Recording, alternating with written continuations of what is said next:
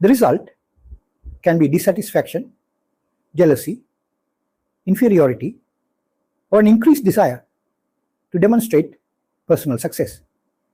This does not mean that modern society has lost all of its positive values, but it does suggest that we should carefully examine which values we are encouraging. The good qualities that prevailed in many agriculture-based Eastern societies for long periods, such as sharing, mutual assistance, and concern for the community, have in some places gradually been replaced or weakened by lifestyles associated with market economies and urbanization. This can contribute to harmful emotions. It is also important to recognize that individualism itself is not necessarily harmful.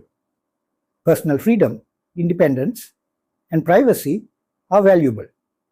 The problem arises when these qualities are transformed into excessive self-centeredness and disregard for others.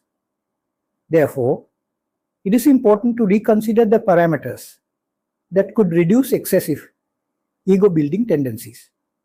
We may also need a new approach that includes an appraisal of the values contained within current cultural norms.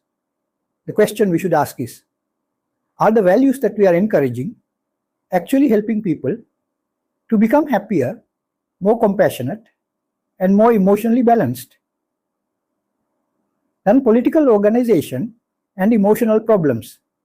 Political organizations that promote anger, jealousy, and revenge as solutions to unmet needs can create another type of social problem.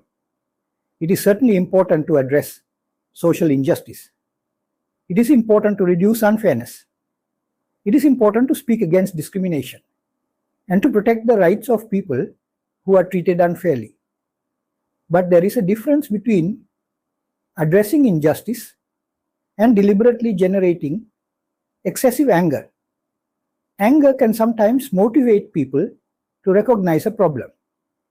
However, when anger becomes the primary method of political mobilization, it can become destructive. This is particularly relevant today because political messages can spread extremely rapidly through social media. A provocative statement can reach thousands or millions of people within a short time. Algorithms can also repeatedly expose people to material that reinforces their existing views.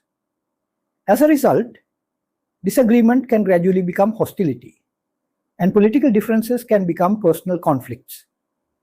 A society cannot remain healthy if every disagreement becomes a reason for hatred, revenge, or violence. Therefore, social justice should be pursued together with emotional balance. We need the ability to recognize injustice without allowing hatred to destroy our capacity for compassion.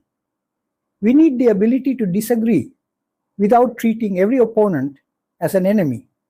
And we need to find solutions to social problems without creating even greater emotional problems in the process. A broader view of emotional balance. The social aspect of emotional balance is a much broader topic. In fact, it requires a much broader focus if we are to improve emotional well-being at the level of society. We cannot expect individuals alone to solve every emotional problem.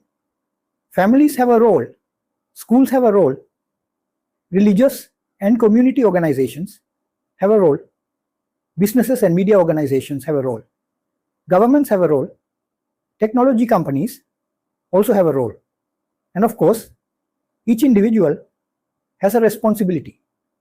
Recent WHO discussions similarly emphasize that young people's mental well-being is shaped by multiple environments, including families, schools, communities, and digital spaces, and that coordinated action is required rather than relying on individuals alone.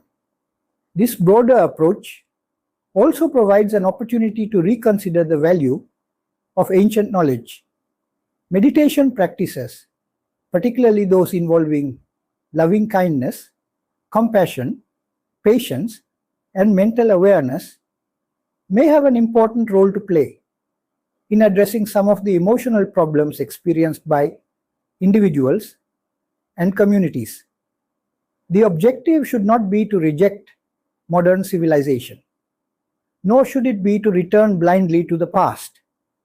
Rather, we can consider whether some of the wisdom contained in ancient traditions can be combined with useful aspects of modern knowledge and technology.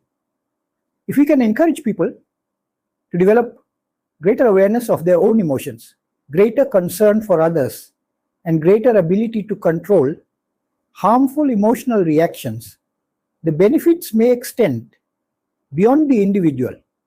They may reach families, they may reach workplaces, they may reach schools, they may reach communities, and ultimately, they may contribute to a healthier society.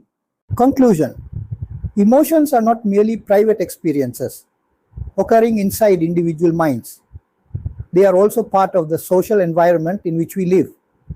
Our expressions, our reactions, our habits, our values, and even the way we communicate can influence the emotional lives of others. A calm person can help create calmness. A compassionate person can encourage compassion. An angry person can spread anger. And a society that repeatedly rewards anger, excessive desire, selfishness, and revenge may gradually create more emotional problems for everyone. Therefore, managing emotions should not be considered only as a personal exercise. It should also be regarded as a contribution to society. If we can cultivate loving kindness, compassion, empathy, patience, moderation, and awareness within ourselves, we may also influence the emotional environment around us. The challenge before us is therefore much broader than simply learning how to control an angry reaction. It is about asking what kind of emotional environment we want to create for ourselves, our families, our children, and future generations. Ancient knowledge, meditation practices, and modern understanding of human behavior may all have something valuable to contribute to this task. Perhaps the most important lesson is this: when we manage our own emotions wisely, we are not helping only ourselves. We are also helping to shape the emotional world in which other people live. Thank you for listening.